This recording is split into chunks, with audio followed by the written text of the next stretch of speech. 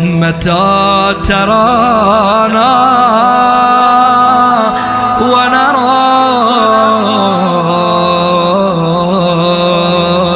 متى ترانا. بسم اللہ الرحمن الرحیم. مفرد اور مرکب کی تعریف بیان ہو چکی ہے. تعریف بیان ہونے کے بعد اگلا مرحلہ اس کی تقسیم کا ہوتا ہے. کل کے درس میں ہم نے مرکب کی اقسام کو بیان کیا ہے اور آج کے درس میں انشاءاللہ علیکم السلام مفرد کی اقسام بیان کریں گے. مفرد کی 3 قسمیں ہیں: اسم، کلمہ اور ادات. نام مختلف ہیں، سیم یہی تقسیم علم نحو میں گزر چکی ہے. اسم، فعل اور حرف. علماء نحو فعل کہتے ہیں، منطقی اس کو کلمہ کہتے ہیں. وہ حرف بولتے ہیں، یہ ادات بولتے ہیں. علیکم السلام. تقسیم وہی ہے. البتہ اسم، فعل اور حرف کی تعریف میں کچھ علماء نحو کی تعریف سے فرق ہے، جو کہ آپ کو نتیجے میں جا کے پتہ چل جائے گا. تو مفرد کی 3 قسمیں ہیں جی: اسم ہے، کلمہ ہے اور ادات ہے.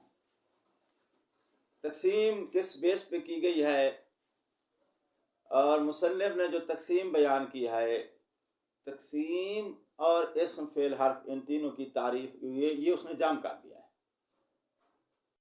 یعنی تقسیم بھی ساتھ ساتھ دے دیا ہے اور تقسیم کے ساتھ ساتھ ہر ایک کی تعریف بھی اس نے دے دی ہے کہ اسم کسے کہتے ہیں، فعل کسے کہتے ہیں، حرف کسے کہتے ہیں. واضح ہو گئی بات؟ اچھا.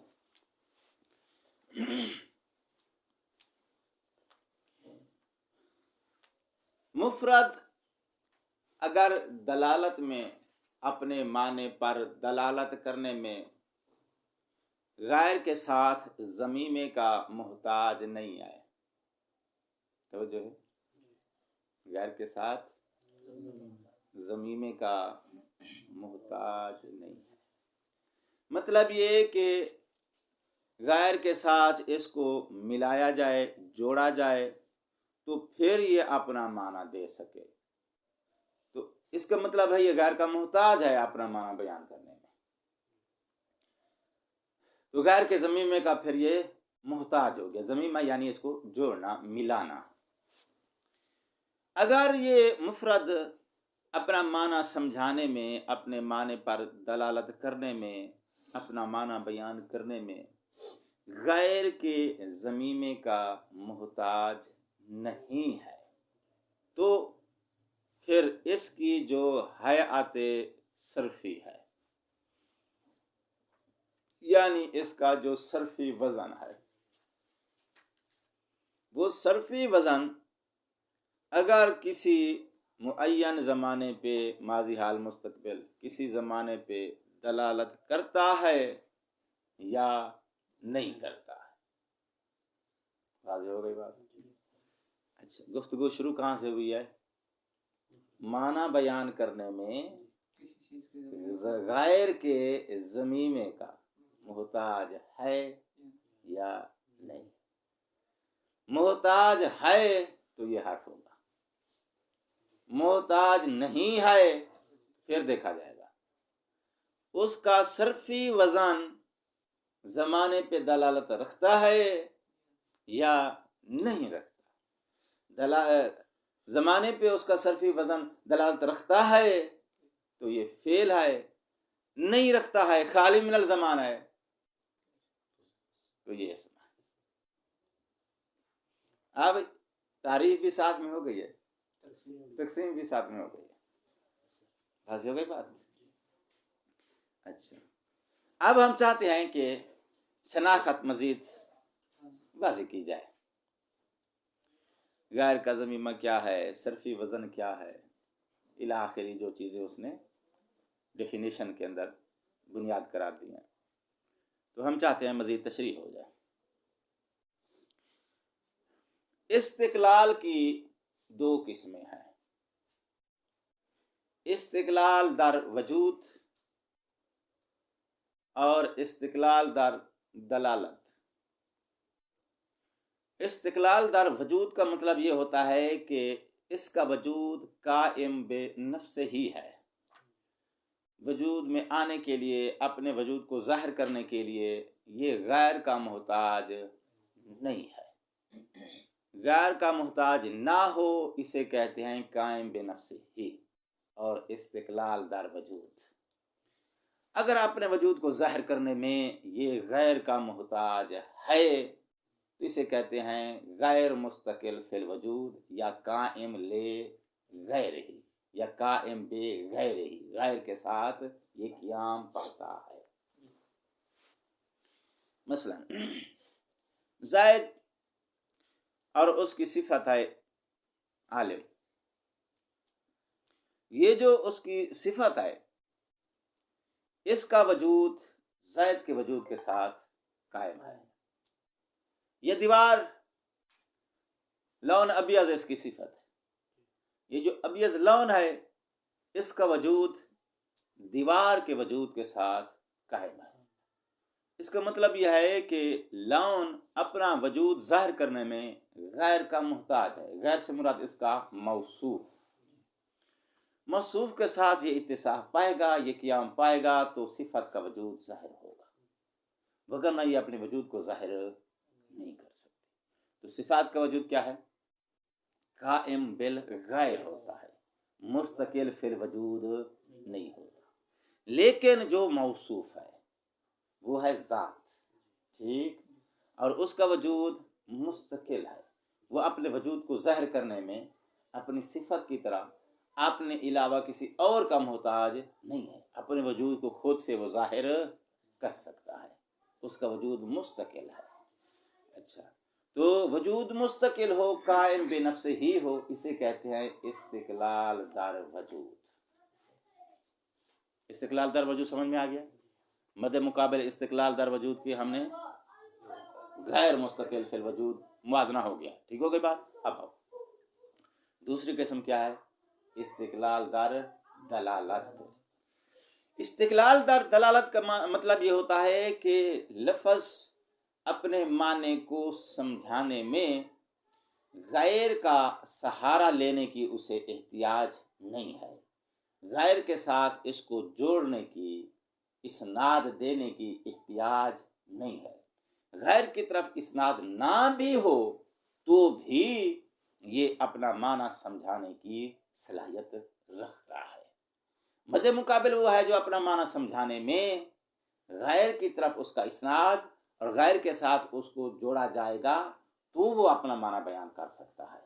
اگر غیر کے ساتھ جب تک نہیں جوڑتے ہو، غیر کے ساتھ اس کا اسناد نہیں دیتے ہو تو وہ اپنا معنی سمجھانے میں یا اپنا معنی بیان کرنے میں مجمل ہوتا ہے، مبہم ہوتا ہے.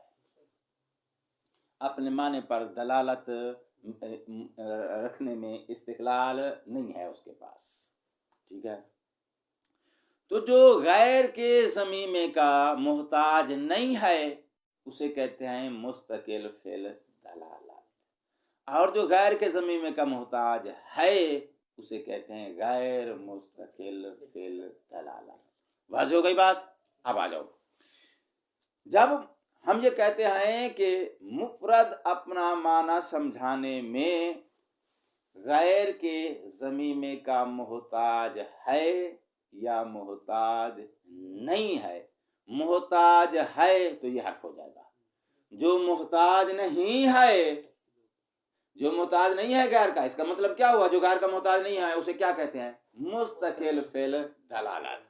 مستقل فی الدلالت ہمارے پاس دو ہیں، ایک اسم ہے، ایک فعل ہے. اسم بھی اپنا معنی سمجھانے میں زائد، ساتھ میں کوئی میں نے ضمیمہ نہیں دیا، اس کا معنی سمجھ میں آ گیا یا نہیں آ گیا؟ ضرب معنی سمجھ میں آیا یا نہیں آیا؟ آ گیا ہے۔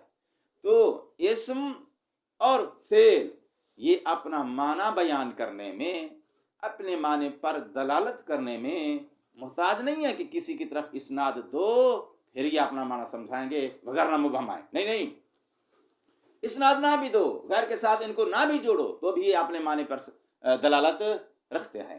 تو اسم اور فعل ان دونوں کے اندر استقلال فی الدلالت موجود ہے، یہ مشترک صفت ہے، اسم کے اندر بھی موجود ہے، فعل کے اندر بھی موجود ہے۔ اچھا، جب موجود ہے تو اب ان دونوں کو پھر ایک دوسرے سے الگ کرنے کے لیے مزید ایک اور صفت مصنف نے بیان کیا ہے، ایک اور تمیز بیان کی ہے۔ وہ کیا کہ بھئی اب دیکھیں گے اس کا جو صرفی وزن ہے، صرفی وزن تو علماء کرام جانتے ہیں نا، ٹھیک ہے، اب میں نے جو ہے وہ سر میں شروع نہیں کی ہے، یہ پہنچ چکے ہیں آپ حاصلہ میں، جو اس کا صرفی وزن ہے۔ صرفی وزن کسی زمانے پہ دلالت رکھتا ہے یا نہیں رکھتا ہے؟ تو اس کا صرفی وزن زمانے پر دلالت رکھتا ہے یا زمانے پہ دلالت رکھنے سے خالی ہے؟ مطلب یہ کہ اس کا صرفی وزن جو ہے، اس کی حیات اعرابیہ جو ہے، جو حیات تلفظیہ ہے، وہ خالی ہے من دلالت علی الزمان۔ مطلب یہ کہ اس کی حیات جو ہے وہ وضع نہیں کی گئی ہے زمانے پر دلالت کرنے کے لیے۔ اگر اس کی حیات زمانے پر دلالت کرنے کے لیے وضع رکھتی ہے پھر یہ مستقل در دلالت چیز فعل کہلائے گی، یعنی کلمہ کہلائے گی۔ اور اگر اس کی حیات زمانے پر دلالت نہیں رکھتی ہے، زمانے پر دلالت رکھنے سے وہ مہمل ہے، تو پھر یہ مستقل در دلالت چیز اسم کہلائے گی۔ واضح ہو گئی بات؟ اچھا، تو حرف جدا ہو جاتا ہے صرف ایک ہی قید سے، وہ کیا؟ استقلال در دلالت ہے یا نہیں ہے؟ تو وہ استقلال در دلالت نہیں رکھتا ہے۔ لا محالہ حروف کو آپ جو ہے متعلقات کے ساتھ جوڑو گے تو وہ اپنا معنی بیان کرے گا، وگرنہ وہ مبہم ہوتا ہے۔ تو استقلال کی قید سے حرف الگ ہو گیا، تو ایک قسم وجود میں آ گئی۔ لیکن استقلال کی خوبی پھر ان دونوں کے اندر موجود تھی، تو ان کو پھر ایک دوسرے سے الگ کرنے کے لیے مزید ایک تمیز کی ضرورت تھی۔ تو ہم ایک تمیز اضافی اور کیا لے کر رہے ہیں، وہ اس کی صرفی وزن اور حیات زمانے پہ دلالت رکھتی ہے یا نہیں۔ تو اس تمیز سے پھر اسم اور فعل الگ ہو جائیں گے، تین قسمیں وجود میں آ گئیں۔ ٹھیک ہو گئی بات؟ لیکن فعل فاعل کا محتاج ہوتا ہے، ٹھیک ہے، فعل فاعل کا محتاج ہوتا ہے۔ جب فعل فاعل کا محتاج ہوتا ہے، آپ نے کہا ہے کیا فعل بھی مستقل ہے، اسم بھی مستقل ہے، اور جبکہ معروف کیا ہے، فعل فاعل کا احتیاج استقلال کا مد مقابل ہے، اپوزٹ ہے۔ محتاج ہے تو پھر مستقل نہیں، مستقل ہے تو پھر محتاج نہیں۔ ادھر سے اس کو تم فاعل کا محتاج کہہ رہے ہو، ادھر سے یہ بھی کہہ رہے ہو کہ یہ فعل جیسے وہ مستقل ہے اسم، ویسے فعل بھی مستقل ہے۔ تصویر ذہن میں واضح ہوئی ہے نہیں ہوئی ہے؟ مشکور صاحب جواب وہ کہتا ہے بھائی صاحب ابھی ہم نے بیان کیا ہے استقلال کی دو قسمیں، استقلال در دلالت، استقلال فی الوجود۔ فعل دلالت میں مستقل ہوتا ہے لیکن وجود میں مستقل نہیں ہے۔ وہ جو ہم کہتے ہیں نا کہ فعل فاعل کا محتاج ہوتا ہے، وہ دلالت میں نہیں ہے اس کا محتاج، وہ اپنے وجود میں اس کا محتاج ہے۔ فاعل آئے گا اس کو وجود دے گا، لیکن جب فاعل اس کو وجود دے دے تو وجود میں آنے کے بعد اپنا معنی سمجھانے میں فاعل کا محتاج نہیں ہے، اس پر دلالت کرنے میں یہ مستقل ہے۔ لہذا یہ دو الگ الگ پوائنٹ ہیں۔ ہو گئی بات سے؟ اچھا، اب ایک دوسرا نقطہ جو ہے وہ حیات صرفیہ کے ساتھ مربوط ہے۔ کہتا ہے جی حیات صرفیہ آپ کسی مادے کے اندر جو ہے وہ لے آؤ، مثلا ماضی کا وزن آپ کسی مادے کے اندر جو ہے وہ لگا دیں تو اس سے جو ہے وہ ماضی پہ دلالت کرے گا؟ کہتے ہیں نہیں، ایسا نہیں ہے۔ یہ جو صرفی وزن ہوتا ہے، تلفظ کا جو وزن ہوتا ہے، جس کو آپ علم صرف میں وزن کہتے ہیں نا، جو اعرابی وزن، اعراب سے جو جانچا جاتا ہے، یہ جو تلفظ کا اعراب کا وزن ہوتا ہے، یہ زمانے پہ دلالت کرے گا، لیکن شرط یہ ہے کہ ایک ایسے مادے پر یہ وزن جو ہے فٹ کیا جائے، اس مادے کے اندر جب دو شرائط یا دو صفات ہوں۔ ہر مادے کے اندر یہ صرفی وزن آپ لگا دیں تو وہ زمانے پہ دلالت نہیں کرے گا۔ اچھا بھائی، اس مادے کی کیا شرائط ہیں تو یہ صرفی وزن زمانے پہ دلالت کرے گا؟ کہتے پہلی شرط یہ ہے کہ وہ تمہارا مادہ جو ہے قابل تصریف ہو، مد مقابل جامد نہ ہو۔ متصرف اور جامد یہ نحو میں گزر چکی ہے۔ جامد جس کی گردان نہیں ہو سکتی ہے، قابل تصریف جس کی گردان ہو سکتی، قابل تصریف ہو۔ اگر آپ نے وہ وزن اعرابی جو کہ معین ہے زمانے پہ دلالت کے لیے، اس کو کسی جامد مادے کے اوپر آپ لگا دیں تو یہ زمانے پہ دلالت نہیں کرے گا۔ دوسری شرط یہ ہے کہ وہ مادہ کسی معنی کے لیے وضع کیا گیا ہو۔ اگر کسی محمل لفظ پہ آپ نے یہ وزن طاری کر دیا ہے تو بھی زمانے پہ دلالت نہیں کرے۔ یہ دونوں باتیں منطقی نہیں ہیں، یہ دونوں باتیں صرفی ہیں، لیکن چونکہ وہ بات آ گئی ہے تو مصنف شارح نے اس کو بیان کر دیا ہے۔ اچھا، تو علماء منطق نے جو بیس قرار دی ہے فعل کی، وہ دو چیزیں ہیں۔ نمبر ایک، دلالت میں مستقل ہو، نمبر دو، اس کی حیات صرفی کسی زمانے پہ دلالت رکھتی ہو۔ ٹھیک ہے نا؟ دو خوبیاں ہیں تو وہ فعل ہے، وہ کلمہ ہے۔ ان میں سے اگر کوئی ایک خوبی بھی اس کے اندر نہ رہے، فعل نہیں رہے گا۔ تو فعل کو سمجھنے کے لیے علماء منطق کی نظر میں جو فعل ہے اس کے اندر دو چیزیں مطلوب ہیں۔ نمبر ایک، مستقل در دلالت ہو، اپنے معنی پر دلالت کرنے میں مستقل ہو۔ نمبر دو، اس کی حیات زمانے پہ دلالت رکھتی ہے۔ حیات زمانے پہ دلالت نہیں رکھتی تو بھی یہ فعل شمار نہیں ہوگا۔ معنی پر دلالت کرنے میں مستقل نہیں آئے تو بھی یہ فعل شمار۔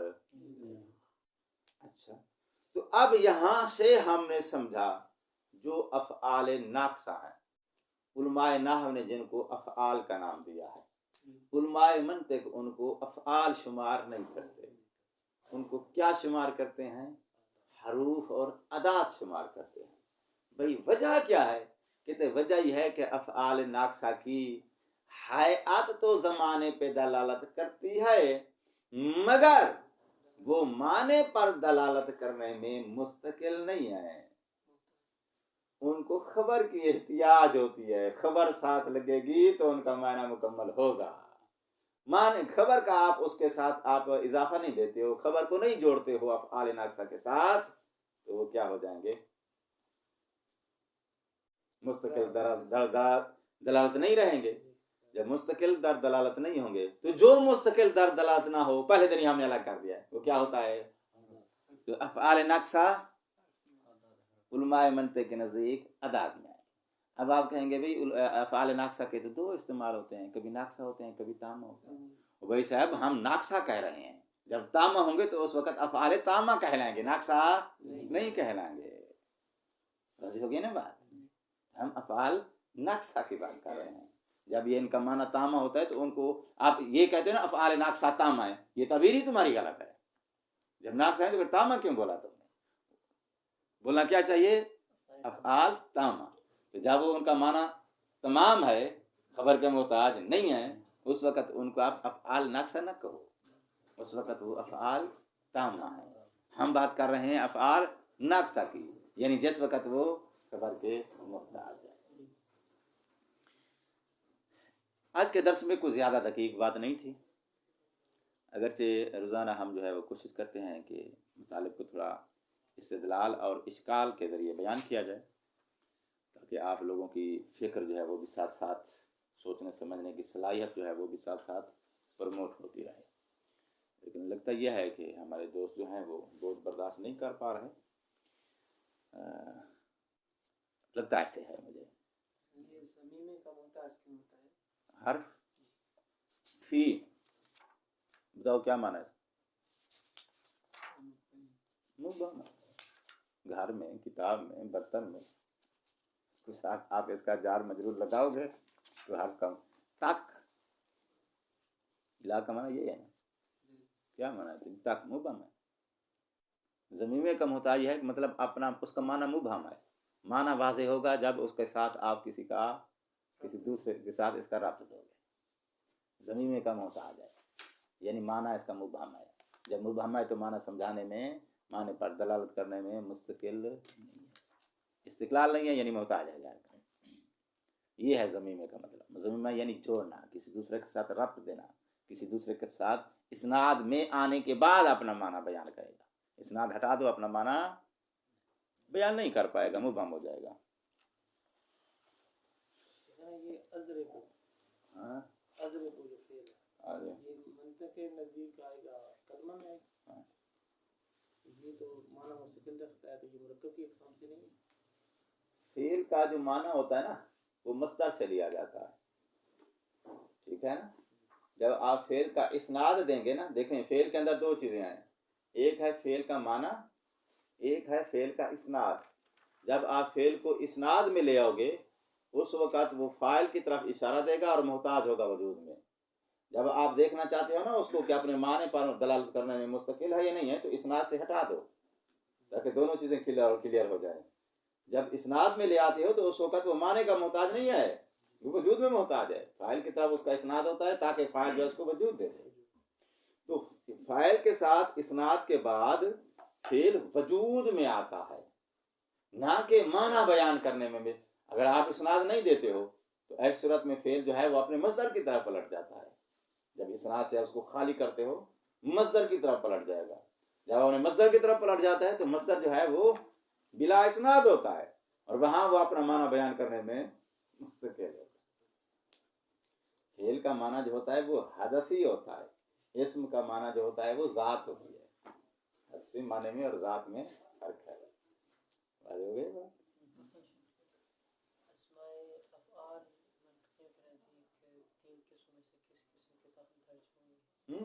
اسماء افعال، اسماء الافعال جی یہ منطقی کے نزدیک کیا ادات شمار ہوں گے، اسماء شمار ہوں گے؟ اپنا معنی سمجھانے میں وہ مستقل ہیں.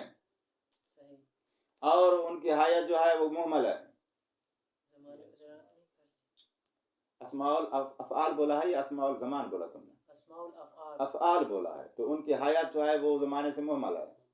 اس کے بعد وہ اپنا معنی بیان کرنے میں مستقل ہیں، وہ اسم شمار ہوتے ہیں. اور افعال مقاربہ جو ہیں افعال مقاربہ ناقص ہوتے ہیں، وہ کس میں؟ وہ بھی افعال ناقصہ کی طرح محتاج ہیں، ادات میں شمار ہوں گے. ادات میں شمار ہوں گے. قاد زید ان یقترب، اقتراب نہیں لگاؤ گے قادہ کا معنی واضح نہیں ہوگا. واضح ہو گئی بات؟ وہ جمیع افعال جو خبر کے محتاج ہیں وہ سب ناقصہ ہیں. جو بھی خبر کا محتاج ہے وہ ناقصہ ہے، اپنا معنی بیان کرنے میں وہ غیر کا محتاج ہے، ضمیمے کا محتاج ہے. سب جو ہے وہ ادات شمار ہیں. اسماء الافعال ان کو افعال بھی کہہ رہے ہیں، وہ افعال کے اسماء ہیں، وہ نہ کہ وہ خود افعال ہے. اسی طرح ہمارے پاس کچھ اسماء الزمان ہیں، زمانے کے نام رکھے ہوئے ہم نے، یوم الجمعہ، سبت، شہر، سنہ، ہین، منز، وقت. یہ ہمارے پاس زمانے کے اسماء ہیں. تو ہم نے زمانے کے لیے اسماء بھی وضع کیے ہوئے ہیں. اور مد مقابل فعل کی جو حیات ہے وہ زمانے پہ دلالت کرتی ہے. کہتے ہیں حیات کے قید سے ہم نے وہ خارج کر دیے جو حیات کے ساتھ نہیں بلکہ خود جن کا مادہ جو ہے وضع کیا گیا ہے زمانے پہ دلالت کے لیے، تو وہ اسماء شمار ہوں گے. اور کوئی ملاحظہ؟ یہ جو نحویوں کے نزدیک انہوں نے فعل کہا ہے اور منطق کے نزدیک کلمہ، جبکہ دونوں کی ڈیفینیشن ایک ہے، تو پھر ان میں لفظ کا اختلاف کیوں اور فعل کا اور کلمہ کیوں کہا گیا؟ اصطلاحیں ہیں اپنے اپنے فن کی، ان کے فن کی اپنی اصطلاحیں جو محدود ہیں ان کے فن کے اندر، ان کی اپنی اصطلاحیں ہیں. ایک بات تو یہ ہے. دوسری بات یہ ہے کہ ان کے نزدیک اور منطق کے نزدیک فعل کی ڈیفینیشن میں بھی فرق ہے. ڈیفینیشن کے فرق کی وجہ سے بہت ساری چیزیں جو ان کے نزدیک فعل ہیں، منطق اس کو فعل نہیں مانتا. منطق ان کو حروف کے دائرے میں درج کرتا ہے، جیسے کہ ابھی یہ ڈسکس ہو رہی تھی. تو سیم چیز کا اس نے نام اور رکھا ہے، دوسرے میں جائیں گے تو اور نام ہے. تو یہ اصطلاح ہوتی ہے اپنے اپنے فن کی. لا مناقشۃ فی الاصطلاح ہے.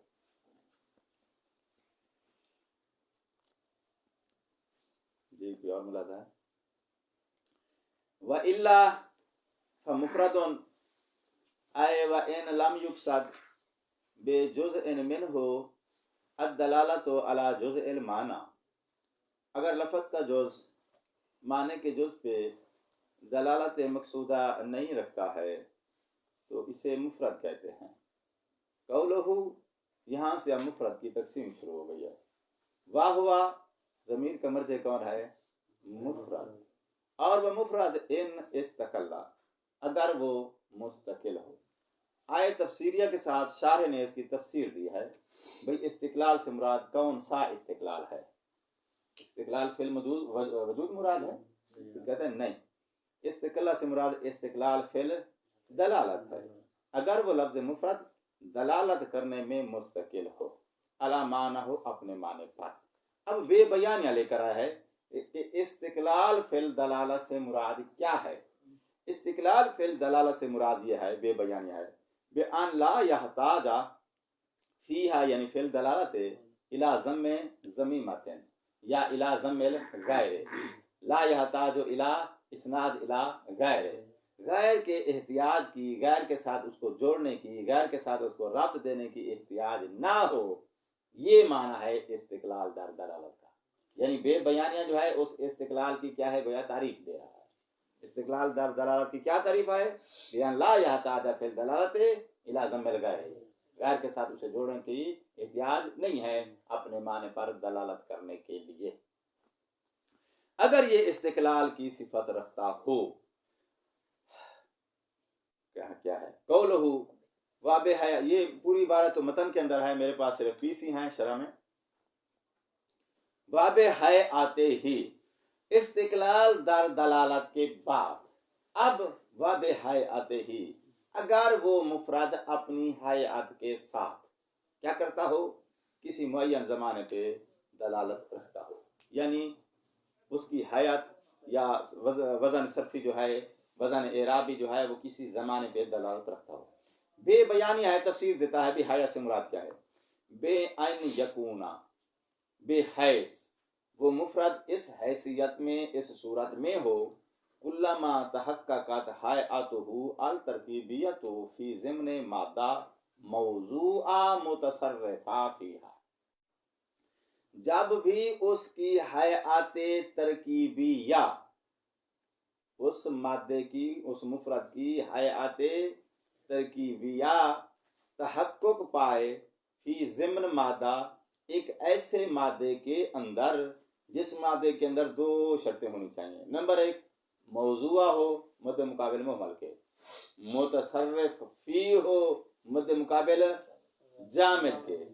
جب بھی اس کی حیات ان 2 صفات والے مادے میں تحقق پائے، فوہما واحد من الازمنہ الثلاثہ، تو اس کی حیات سے 3 میں سے کوئی ایک زمانہ سمجھا جائے. یہ مراد ہے حیات صرفی سے. مثلا مثال دیتا ہے، حیات ناصرہ، ناصرہ کی حیات لے لو، یضربو کی حیات لے لو، انصر کی حیات لے لو. یہ سارے جو ہیں ان کی حیات ساتھ فعل اپنے معنی کو بیان کرے گا، اس کی حیات اس زمانے کو بیان کرے گی جس زمانے میں یہ فعل متحقق ہوا ہے. فعل اور زمانہ تو الگ چیزیں ہیں. ہاں جی، فعل اپنا معنی بیان کرے گا، اس کی حیات وہ زمانہ بیان کرے گی جس زمانے میں اس فعل نے تحقق پایا ہے. توجہ ہے. واحیا ناصرہ کی حیات جو ہے مرکب ہے. حیا یعنی واحیا سے مراد ناصرہ کا جو مادہ ہے یہ ترکیب پایا ہے من ثلاثت حروف، 3 حروف سے، اور وہ 3 حروف جو ہیں مفتوحہ متوالیہ، ان کے اوپر جو ہے مسلسل فتح کا اعراب ہے. کلما تحققت، جب بھی یہ 3 فتوحات کی حیات تحقق پاتی ہے کسی مادے کے اندر، فہم الزمان الماضی، تو ماضی کا زمانہ سمجھا جاتا ہے. لیکن بشرط، لیکن ماضی کے زمانے پر یہ حیات دلالت کرے گی، لیکن شرط یہ ہے کہ ان یکونا تحققھا، اس حیات کا تحقق فی ضمن ایک ایسے مادے کے اندر ہو جو مادہ 2 صفات رکھتا ہو. نمبر 1 موضوعات، نمبر 2 متصرف فیہا.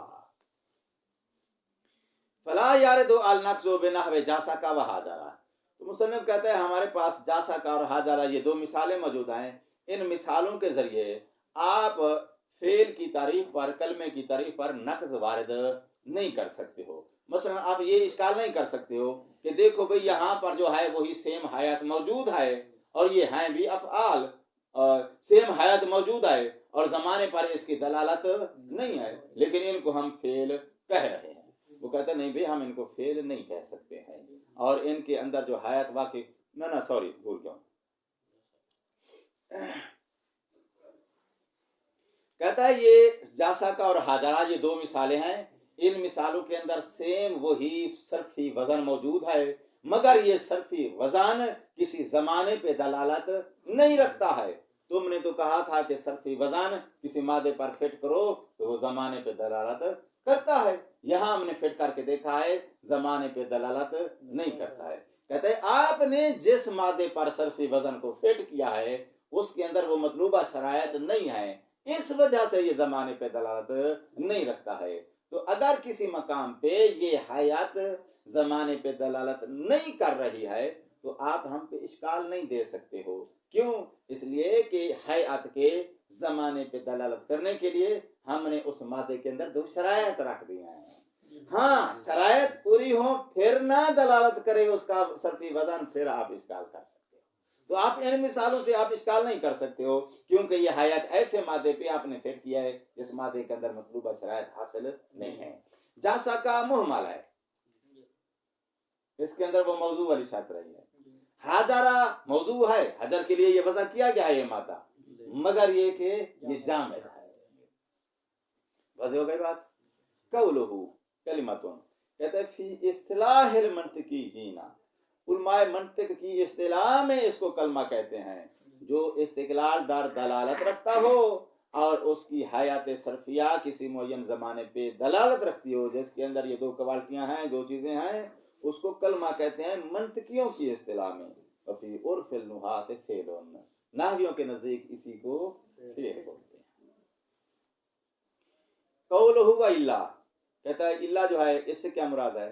کہتا ہے الا مرکبہ ہے، اس سے مراد ہے وَإِن لَمْ يَسْتَقِلْ فِي الدَّلَالَةِ، اگر وہ مفرد اپنے معنی پر دلالت کرنے میں مستقل نہیں ہے.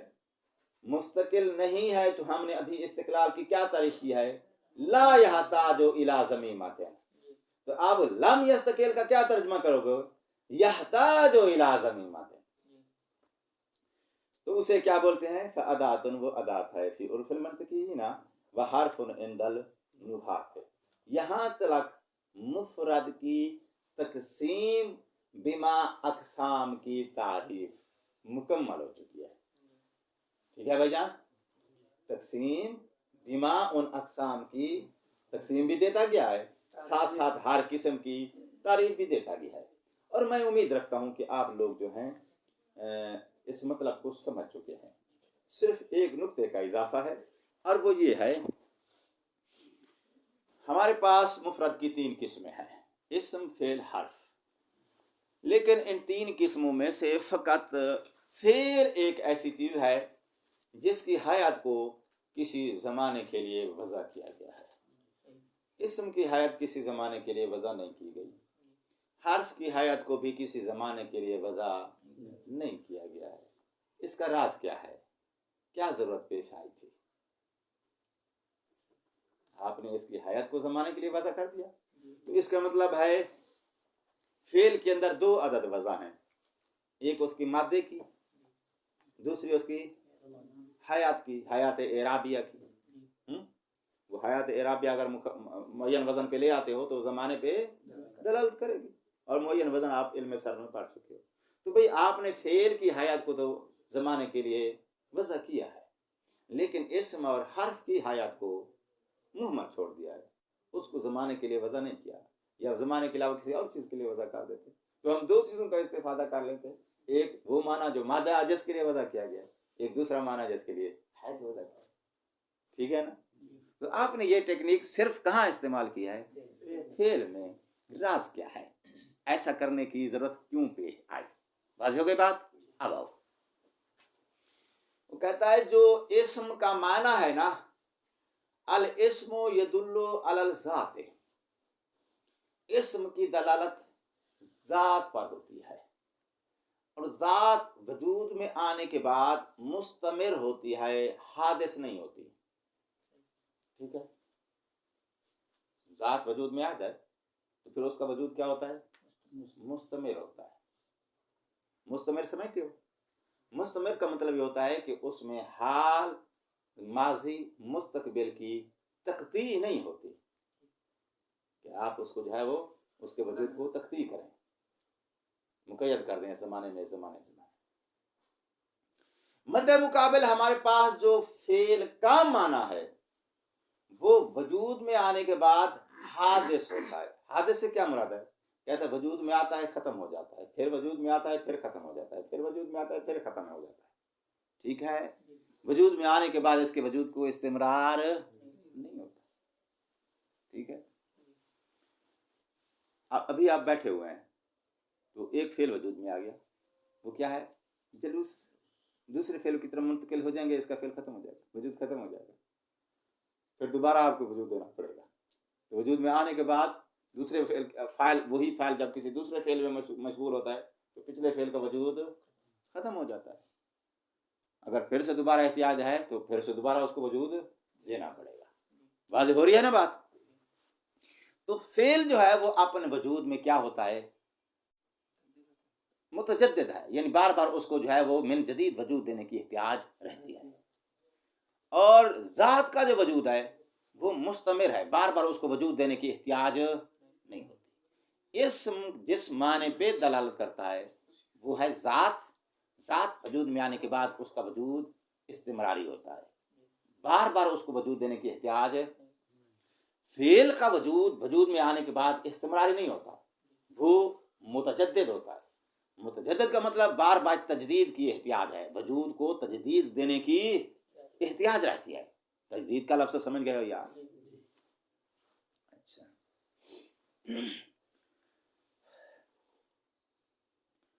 تو چونکہ فعل کا وجود بار بار تجدید کا محتاج ہے، اسم کا جو معنی ہے وہ اپنے وجود میں بار بار تجدید کا محتاج نہیں ہے، اس کا وجود استمراری ہوتا ہے. تو بار بار جب وجود میں آنے کا یہ محتاج ہے، اس کا وجود تجدید کا محتاج ہے، تو وہ تجدید تقاضا کرتی ہے کس زمانے میں ہوئی ہے. تجدید تقاضا کرتی ہے کہ کس زمانے میں تجدید ہوئی ہے، یعنی کس زمانے میں اس فعل کو وجود دیا گیا ہے. تو فعل چونکہ تقاضا تجدید، فعل کا معنی کیا ہے؟ متجدد، بار بار تجدید کا محتاج ہے.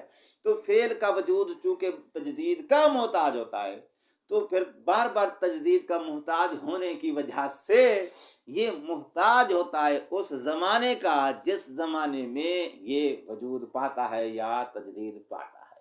تو یہ ماضی کا زمانہ ہے یا حال کا زمانہ ہے یا مستقبل کا زمانہ ہے. تو فعل چونکہ تجدید کا محتاج ہوتا ہے اور تجدید تقاضا کرتی ہے کہ ساتھ زمانہ بھی بیان کیا جائے جس زمانے میں فعل نے تجدید پائی ہے، وجود پایا ہے، جس زمانے میں یہ وجود میں آیا ہے. اس وجہ سے چونکہ یہ فعل اپنے وجود کی تجدید کی وجہ سے زمانے کا محتاج تھا، تو ہم نے پھر اس کے اوپر اس کی حیات، مادہ تو اب وضع کیا گیا ہے معنی کے لیے، تو اب وہ جس فعل جس زمانے کا محتاج ہے اس زمانے کو بیان کرنے کے لیے ہمارے پاس کوئی اور ٹیکنیک نہیں تھی، تو ہم نے پھر مناسب سمجھا کہ اس کے اوپر جو حیات ہے وہ جو محمل چلی جا رہی ہے، تو اسی کے اندر ہم ایک خاص حیات لے آتے ہیں، اس کو زمانے کی دلالت کے لیے وضع کر دیتے ہیں۔